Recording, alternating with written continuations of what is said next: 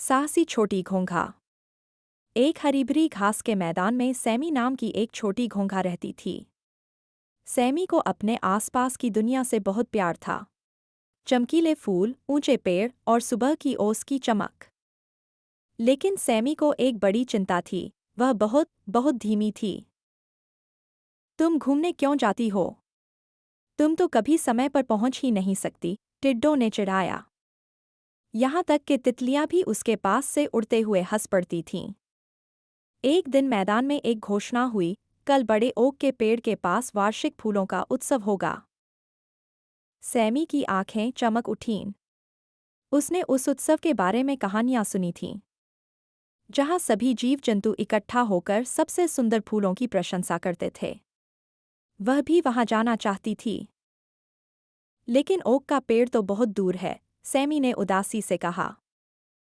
मुझे वहां पहुंचने में पूरा दिन लग जाएगा। तुम घर पर ही रहो, एक गिलहरी ने हंसते हुए कहा, जो पास से भाग रही थी। लेकिन सैमी ने हार नहीं मानी। उसने तुरंत अपनी यात्रा शुरू करने का फैसला किया और धीरे-धीरे आगे बढ़ने लगी। धीरे-धीरे, उसने खुद से कहा, मैं अपने तरीके से वहां पहुंच जाऊंगी।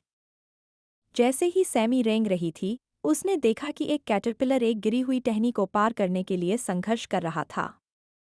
क्या तुम्हें मदद चाहिए? सैमी ने पूछा। अपने मजबूत खोल का इस्तेमाल करके उसने टहनी को हटा दिया और कैटरपिलर ने मुस्कुराकर धन्यवाद दिया। आगे जाकर सैमी ने देखा कि एक मधुमक्खी एक मकड़ी के जाल में फंसी हुई थी। सावधानी से उसने अपने चिपचिपे स्लाइम का इस्तेमाल किया और जाल को ढीला करके मधुमक्खी को आज़ाद कर दिया। अगली सुबह जब सूरज उगा, सैमी थक गई थी, लेकिन वह ओक के पेड़ तक पहुंच चुकी थी। उसकी हैरानी की बात यह थी कि कैटरपिलर और मधुमक्खी भी वहां थे। सभी ध्यान दें, मधुमक्खी ने भनभनाते हुए कहा। इस साहसी घोंघे ने हमें रास्ते में मदद की। यह उत्सव में एक खास जगह की हकदार है। मैदान के सभी जीव जंतु खुशी से झूम उठे और सैमी को घेर लिया, उसे उत्सव के केंद्र में बिठा दिया। तितलियों ने उसे शहद दिया और टिड्डों ने उसके लिए संगीत बजाया। सैमी को एक महत्वपूर्ण बात समझ में आई, यह मायने नहीं रखता कि वह धीमी थी।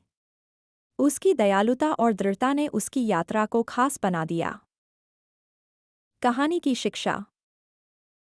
दयालुता और दृढ़ता आपको वहां ले जा सकती है, जहां गति कभी नहीं ले जा सकती।